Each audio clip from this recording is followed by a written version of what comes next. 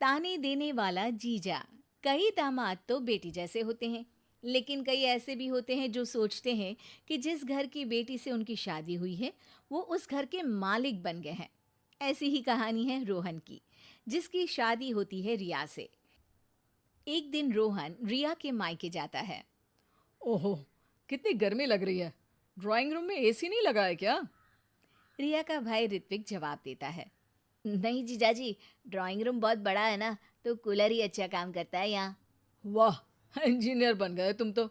बड़े कमरों में एसी नहीं लगता है। रहोगे गंवार के गंवारी। चलो, बाकी लोग कहाँ हैं घर के? रोहन तुम बैठो, मैं पानी लाती हूँ। माँ मंदिर गई होंगी और पापा दुकान पर। वैसे भी हम लोग आज अचानक आ गए हैं ना यहाँ पर। हाँ हाँ, कोई बात नहीं, बैठो। साले साहब आप भी बैठो। और बताओ, दिन भर हवा हवाइया ही रहते हो या ज़मीन पर कुछ काम वाम भी करते हो? वैसे बुरा न मानना, तुमको देखा होता पहले ना तो तुम्हारी दीदी से कभी शादी ही ना करता। ऋत्विक को इस बात का बुरा लगता है, लेकिन वो बिना कुछ कहे वहाँ से चला जाता है। तभी वहाँ रोहन की सास आ जाती है। रोहन उनको देखते ही खड़ा हो जाता है। अरे मम्मी जी, ले आया हूँ आपकी बेटी को। रखो अब 2-4 दिन, फिर मत कहना कि बेटी को भेजो, बेटी को भेजो। बड़ी मुश्किल हो जाती है वहाँ पर। अरे बेटा बिटिया अपने घर तो आएगी ही, खासकर एक शहर में है तो क्यों नहीं। अरे तो फिर शादी क्यों की? रखी रहती घर पर ही। सास को रोहन की बात अजीब लगती है, लेकिन दामाद जो ठहरा, बोलती भी तो बोलती क्या। अच्छा मजाक कर लेते हो बेटा।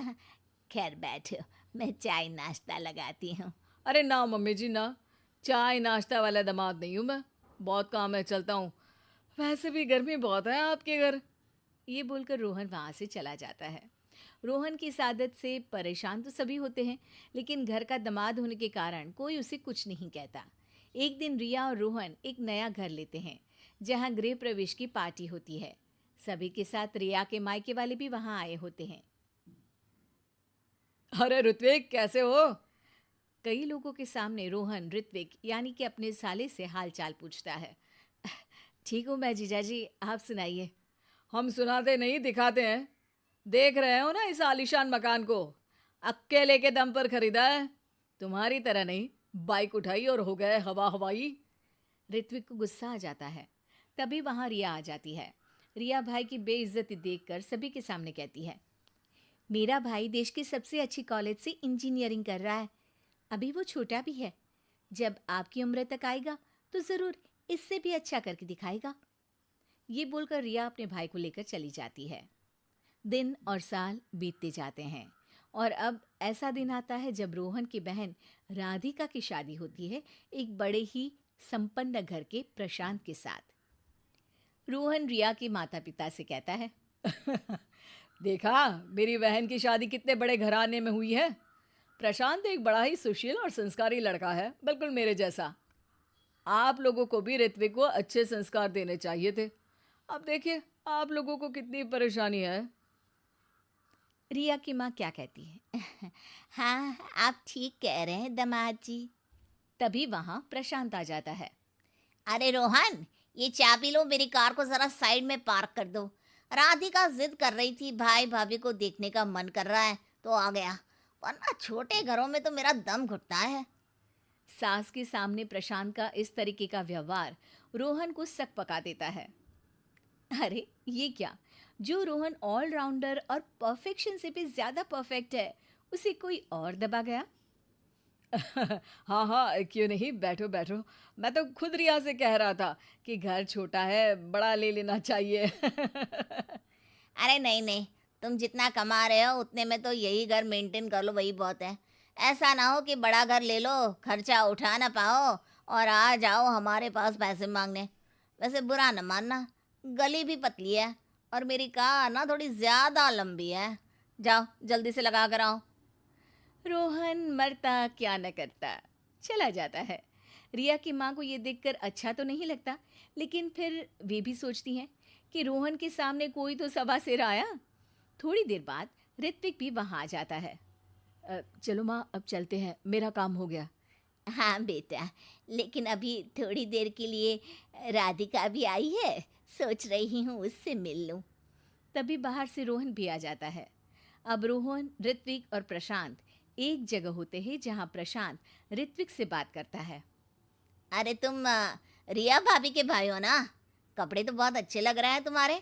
डिजाइनर वेयर है क्या? जी, मुझे ये डिज़ाइनर ही पसंद है। आ, वैसे पढ़ाई क्या कर रहे हो तुम? मैं वालिया कॉलेज से इंजीनियरिंग कर रहा हूँ। अरे वाह, उस कॉलेज में तो एडमिशन ही नहीं मिलता। वहाँ से निकलो तो जिंदगी सेट हो जाती है। बाकी एक ये है रोहन साहब, पता नहीं कौन सा कॉलेज बता रहे थे। भाई पैसे वैसे देकर तो डिग्री नहीं ले ली ना। रोहन के पैरों के नीचे से ज़मीन खिसक जाती है। नहीं नहीं, वो कॉलेज पास था तो इसलिए। अरे वो तो तुम्हारे चेहरे से ही दिखता है, काम काज में अनाड़ी और कामचोर, वरना इतने साल की नौकरी के बाद कहाँ पहुंचे? कहीं नहीं। ऋत्विक रोहन की बुराई सुन नहीं पाता। देखिए प्रशांत जी, आप बड़े हैं और सम्मानजनक स्थान रखते हैं, लेकिन इसका मतलब ये नहीं कि आप मेरे जीजाजी की बुराई करें, वो भी इस लेवल की। हमने अपनी बहन की शादी इनसे कराई है, तो ये बुरे और गलत कैसे हो सकते हैं? रोहन ऋत्विक की बात सुनकर आंखों में आंसू भर लेता है। रोहन, मुझे माफ कर दो। यही व्यवहार मैं तुम्हारे साथ भी करता आया, लेकिन फिर भी तुमने मेरे सम्मान की सोची। जीजाजी और प्रशांत जी, एक बात बताता हूँ। जिस घर में आपकी शादी होती है, वो आपको अपने जिगर का टुकड़ा देते हैं, तो उनसे तो बड़ा आपके जीवन में कोई हो ही नहीं सकता। वो आपका सम्मान करते हैं ताकि आप उनकी बेटी को प्यार और सम्मान दें।